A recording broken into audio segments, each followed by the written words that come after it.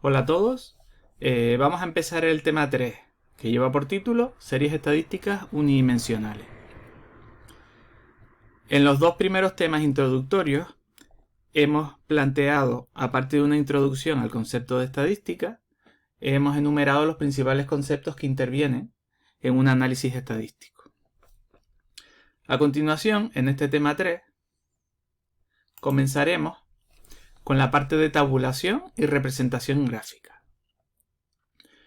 Una vez elegido el grupo de individuos sobre el que vamos a realizar nuestro estudio estadístico, ya sea una población o muestra, y la característica o carácter sobre la que vamos a extraer dicha información, pues llega el momento de recoger la información y agruparla en una tabla, lo que se conoce como tabulación. El objetivo es incorporar esos valores a una tabla estadística.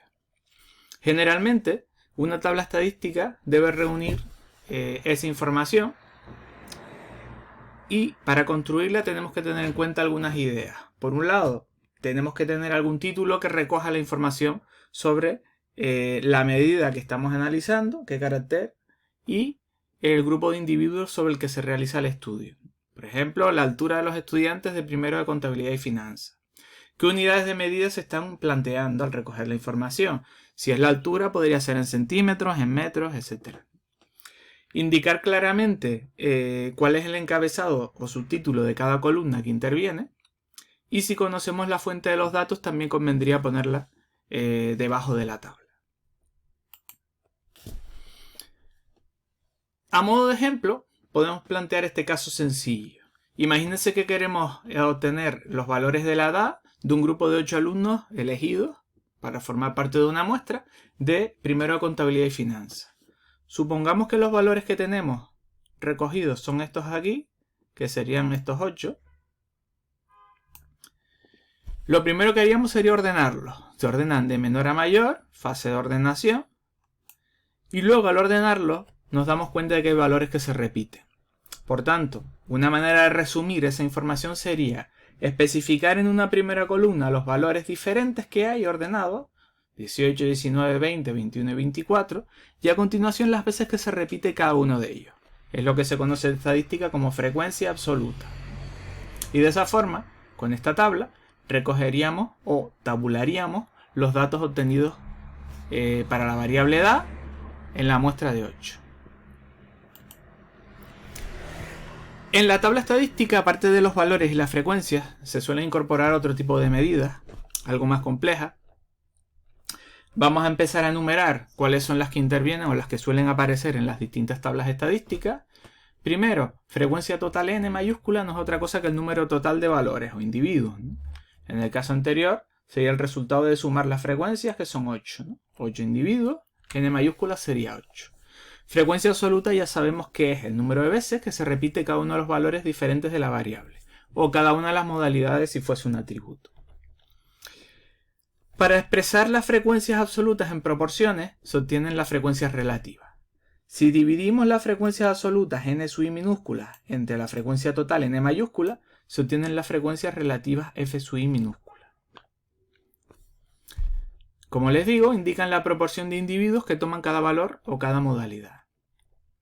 A partir de esas frecuencias absolutas o frecuencias relativas, podemos obtener también las acumuladas. Las frecuencias absolutas acumuladas se expresan por n sub i mayúscula, pasamos de n sub i minúscula absoluta a n sub i mayúscula acumulada. El objetivo es ir acumulando o sumando de manera parcial los valores de las frecuencias absolutas. Es decir, la primera es igual a la primera, la segunda, primera más segunda, la tercera, primera más segunda más tercera, y así con todo. Y lo mismo con las frecuencias relativas acumuladas. Si sumamos las frecuencias relativas f sub i minúscula, la primera es igual a la primera, la segunda, primera más segunda, y así con todas las demás. Otra manera de obtener las frecuencias relativas acumuladas sería dividir la frecuencia absoluta acumulada anterior entre la frecuencia total n. Luego, en el primer caso estaríamos hablando del número de individuos que toma un valor menor o igual que x sub i, que el iésimo, y en el segundo caso la proporción de individuos que toman un valor menor o igual que x sub i. Estas frecuencias relativas, tanto las absolutas como las acumuladas, se suelen plantear en porcentaje para facilitar su interpretación.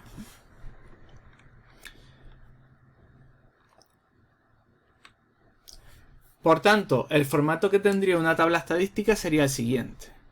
Valores de la variable, primera columna.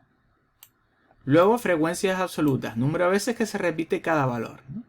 Frecuencias relativas, dividiendo cada una de estas n sub i entre la frecuencia total n, obtendríamos f sub 1, f sub 2 y así con todas las demás, dividiendo estos valores entre la frecuencia total n. Pasamos esto a proporciones y lo tendríamos aquí.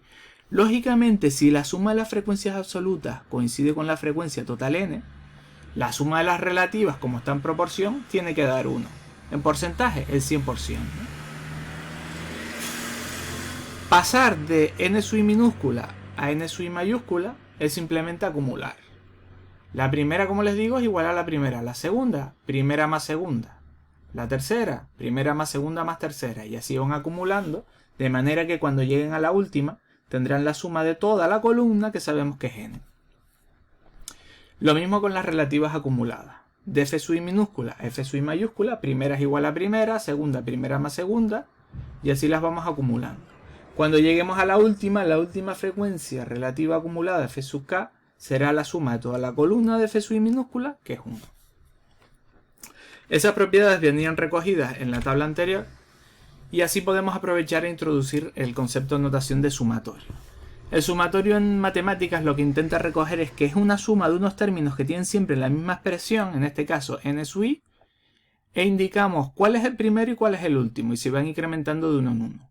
Si empezamos en i igual a 1, n sub 1 más el siguiente, igual a 2, n sub 2 más el siguiente, igual a 3, n sub 3, y paramos en k, que es el último, ¿no? Y esto recoge que es la suma desde el primero hasta el último. Sabemos que es n, la suma de las relativas es 1, la última acumulada es n, y la última relativa acumulada es 1, como vimos en el caso. Para plantear un ejemplo numérico y facilitarles así la asimilación de los conceptos, el caso que tenemos planteado es el siguiente. Ejemplo 1, se conoce la siguiente información acerca del número de hijos que poseen 150 familias canarias seleccionadas al azar. 45 familias no tienen hijos, 60 tienen un hijo, 21 dos hijos, 15 con 3, 6 con 4, 3 familias con 5. Y lo primero que nos piden es construir la tabla estadística incluyendo todas las frecuencias. Luego, primero nos planteamos sobre qué grupo se realiza el estudio. 150 familias canarias. La frecuencia total n mayúscula será 150. ¿Cuál es nuestra característica de interés? El carácter sería la variable número de hijos. ¿Se puede medir numéricamente? Sí. Por tanto sería una variable, no un atributo. Como es una variable, los valores se denotan mediante x sub i. ¿Qué haríamos? Plantearíamos una tabla de este estilo. La tabla que tienen en la parte superior, x sub i, número de hijos, valores diferentes que toman ordenados de menor a mayor, 0, 1, 2, 3, 4, 5, y las veces que se repite cada valor. ¿Cuántas familias había sin hijos? 45, 60 con un hijo, 21 con 2, 15 con 3, 6 con 4, 3 con 5. De manera que cuando sumemos todas las frecuencias absolutas, nos dará la frecuencia total n, que es 150. ¿Cuál es la primera medida que tenemos que calcular? Lo primero que tenemos que calcular son las frecuencias relativas, dividiendo las absolutas entre la frecuencia total n. Por tanto, dividiendo 45 entre 150, 0,3, 60 entre 150, 0,4. Y así sucesivamente obtendríamos la columna de las frecuencias relativas. El siguiente paso sería acumular las dos frecuencias que hemos calculado.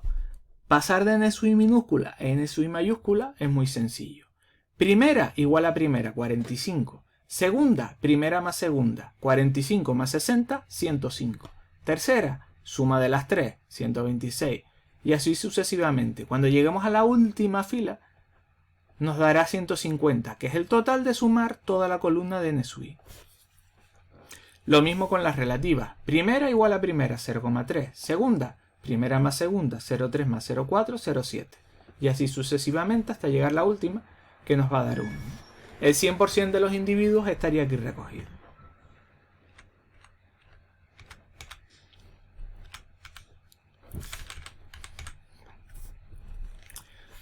Ahora nos hacen algunas preguntas acerca de los distintos conceptos que intervienen. Vamos a ver algunas de ellas. Por ejemplo, si nos plantean ¿cuántas familias poseen 5 hijos?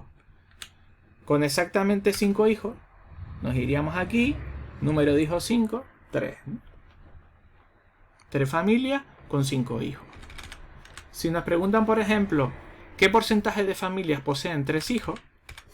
Como nos habla de porcentaje, nos pasamos a la columna de las frecuencias relativas. Con exactamente 3 hijos sería un 0,1. Que lo multiplicamos por 100, sería un 10% de familias tiene 3 hijos. Que nos preguntan, por ejemplo, ¿qué porcentaje de familias poseen menos de 2 hijos? Menos de 2 hijos, el 2 no estaría incluido. Luego sería con un hijo o con ninguno. Serían estas dos. Sumadas son 105, lo tenemos en esta columna. Pero como nos piden un porcentaje, iríamos directamente a la que recoge la proporción, que es la relativa acumulada. Y diríamos que 0,7%, un 70% de las familias tienen un hijo o menos. O lo que es lo mismo, menos de 2 hijos.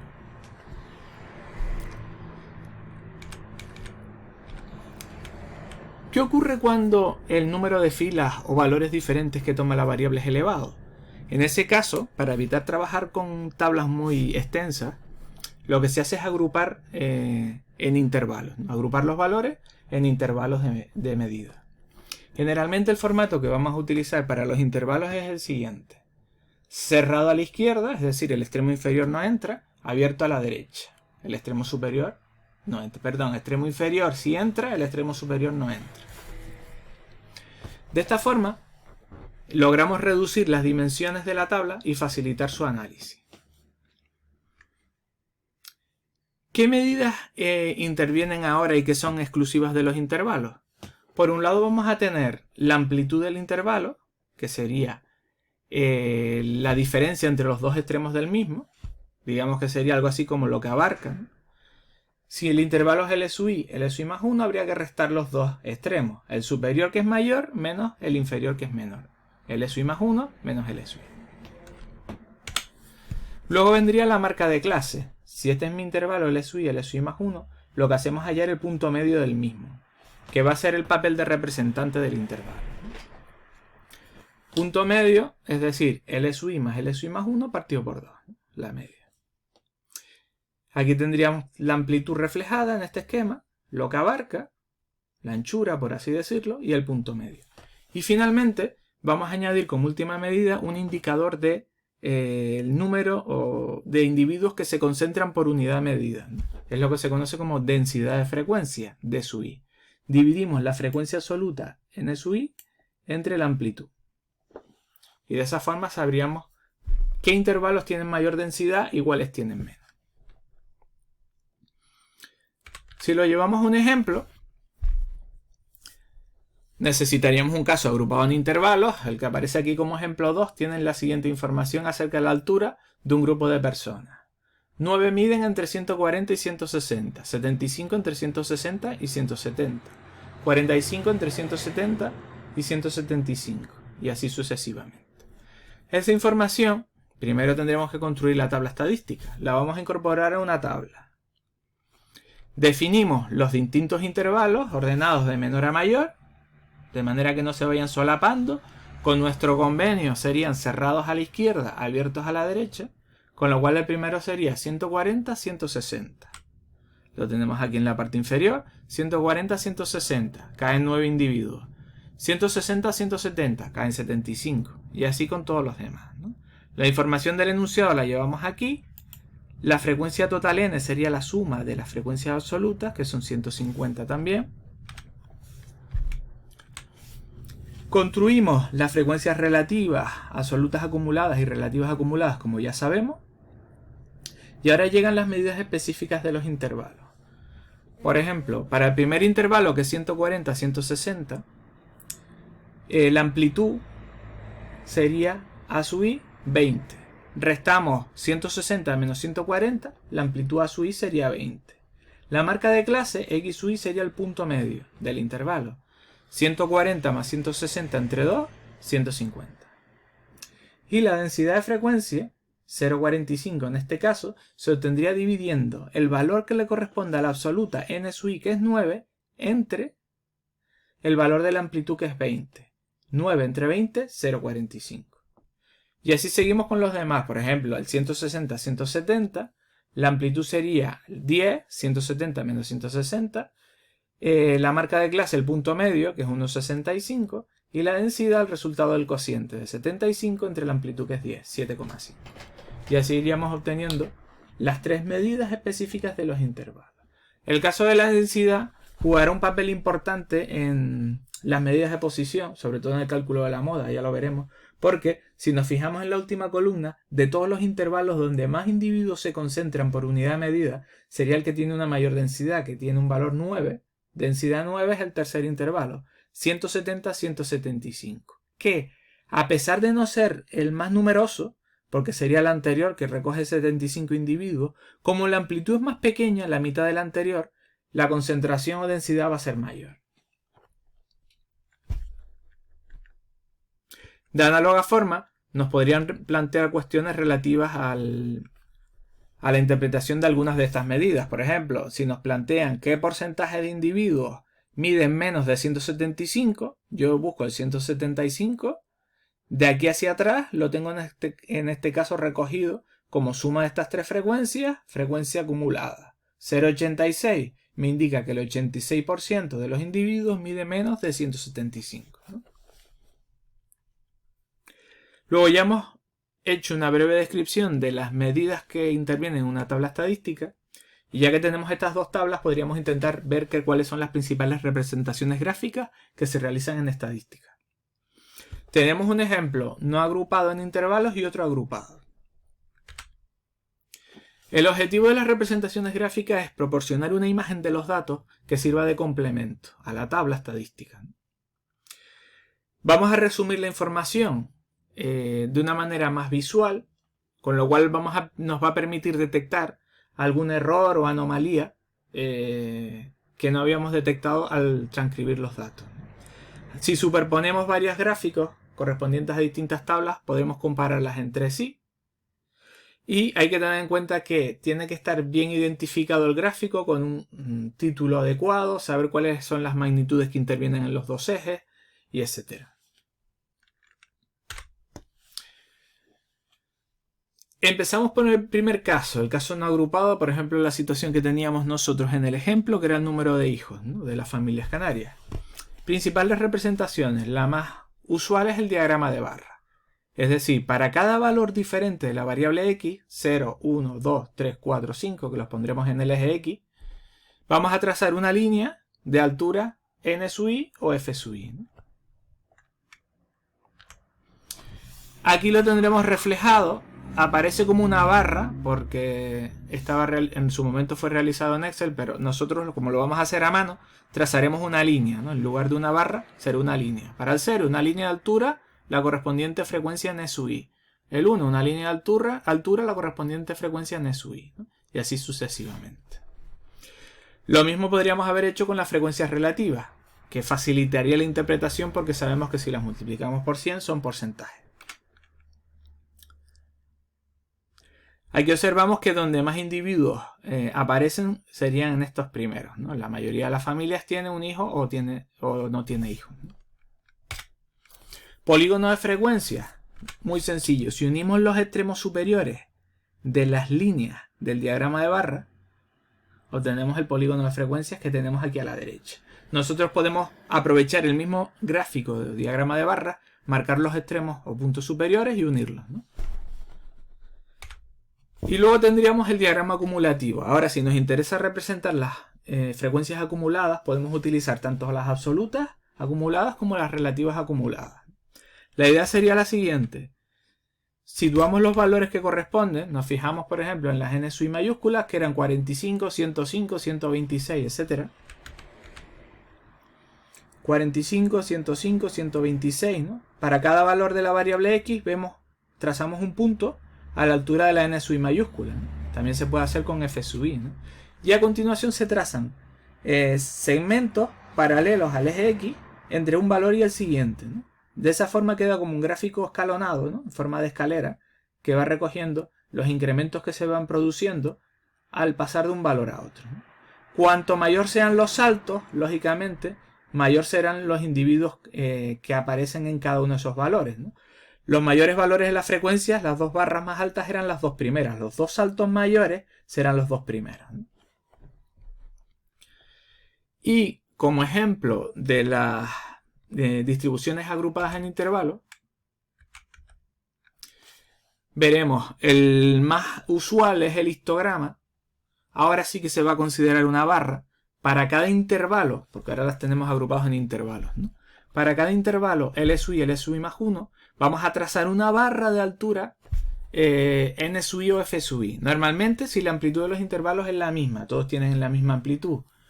Si el intervalo tiene diferente amplitud, los intervalos son de amplitud variable, generalmente se suele recomendar usar las densidades, ¿no?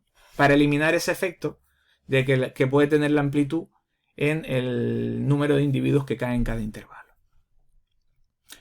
Si nos fijamos en nuestra distribución, que era la de las alturas, si nos fijamos en las densidades 0,45, 7,5, 9,3, podríamos representar nuestro histograma.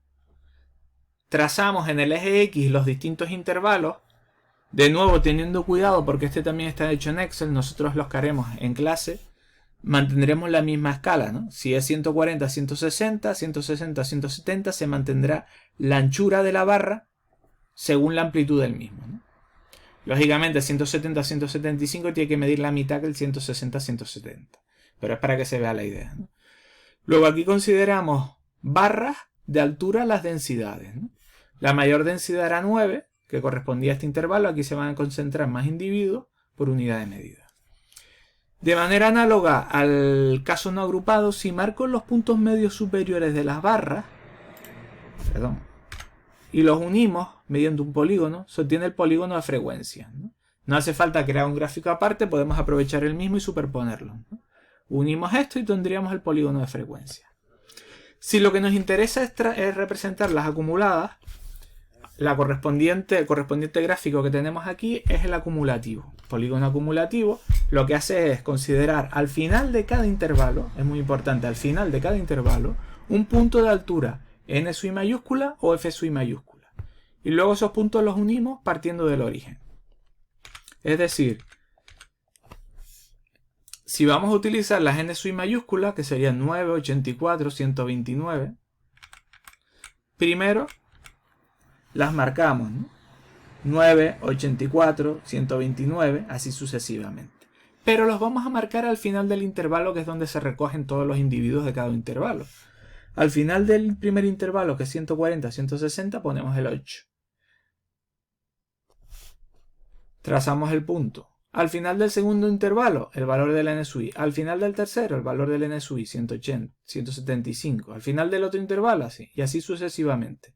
Marcamos los puntos al final de cada intervalo y luego los unimos partiendo del origen, ¿no? Y obtendríamos este polígono acumulativo. El símil con el histograma es que en los dos intervalos centrales que tenemos aquí, 160, 170 y 170, 175, donde más individuos se concentran, vemos que en el caso del polígono acumulativo, la pendiente es mayor, ¿no? Donde las pendientes sean mayores es donde más individuos se van a concentrar, ¿no? Los saltos que se producen son mayores, corresponden a estos dos intervalos. Y con esto finaliza la primera parte del tema 3, tabulación y representaciones gráficas. Un saludo.